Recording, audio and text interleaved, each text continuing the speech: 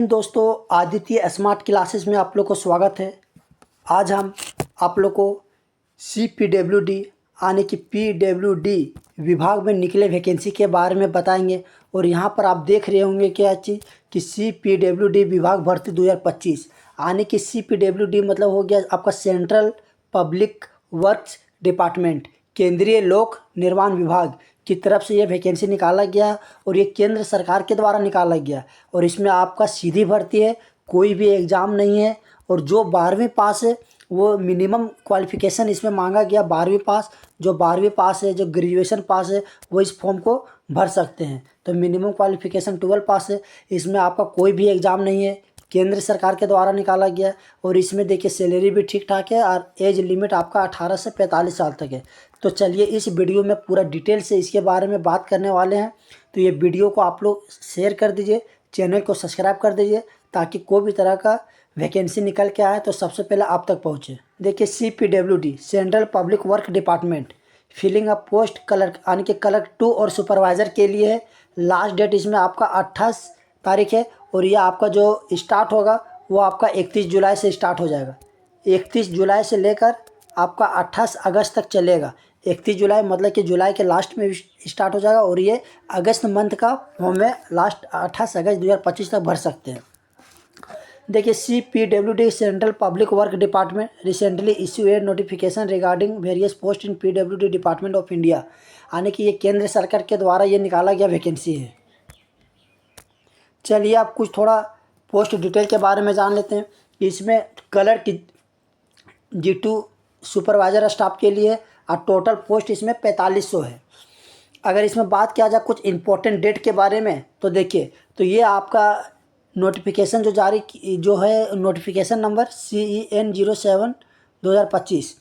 Last date of application 28 अगस्त 2025 और tentative exam जो आपका है 27 सितंबर 2025।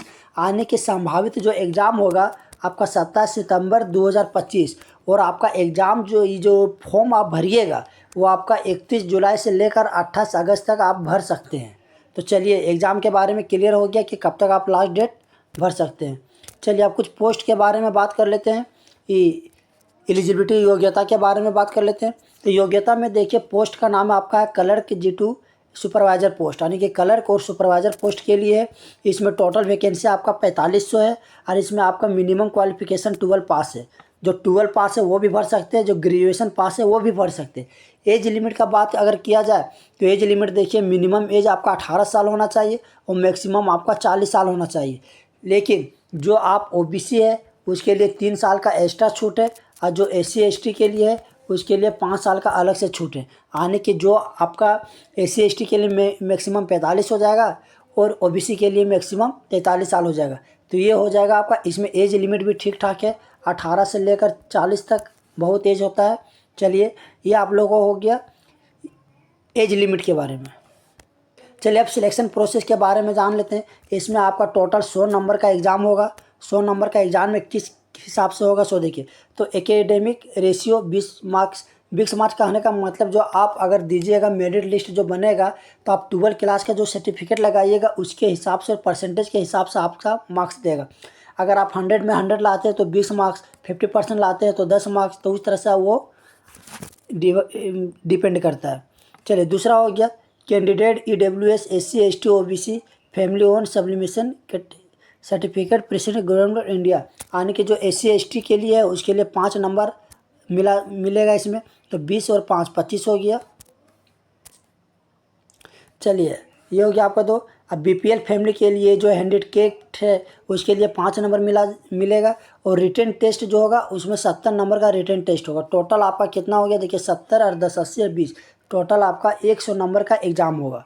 तो ये एग्ज़ाम आप लोग को क्लियर समझ में आ गया कि क्या चीज़ एग्ज़ाम में कितना नंबर का पूछा जाएगा।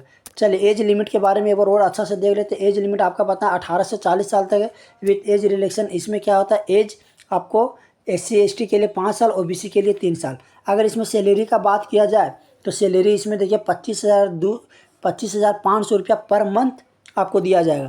तो चलिए ये आप लोग को आज था PWD वैकेंसी 2025 के बारे में बता देते हैं और साथ में ये भी आप लोग को जानकारी दे देना चाहते हैं कि 3 महीना पहले भी PWD का वैकेंसी निकला था, लेकिन ये यूपी सरकार की तरफ से निकला था और ये आपका है सेंट्रल आने की केंद्र सरकार के द्वारा, जिसमें क्या होता है भारत सरकार के द्वारा जितने भी तरह के विभाग है देश भर में, जो सार्वजनिक भवन हो गया, सड़क हो गया और जो भी परियोजना कार्य होता है, बांध वगैरह बनाना, तो वो सब परियोजना कार्य के लिए नियुक्त किया जाता है। तो ये वैकेंसी के माध्यम से नियुक्त किया जाता है ताकि केंद्र सरकार वो चीज़ को, जो परियोजना कार्य हो गया या सरकारी विभाग के तरफ से जो भी सार्वजनिक भवन, सड़क हो गया, उस सबको सही से देखभाल किया जा सके। तो चलिए इस वीडियो में आप लोग हम PWD के बारे में पूरी तरह से डिटेल बता दिए। चलिए अब मिलते हैं अगले वीडियो में, तब तक के लिए थैंक यू।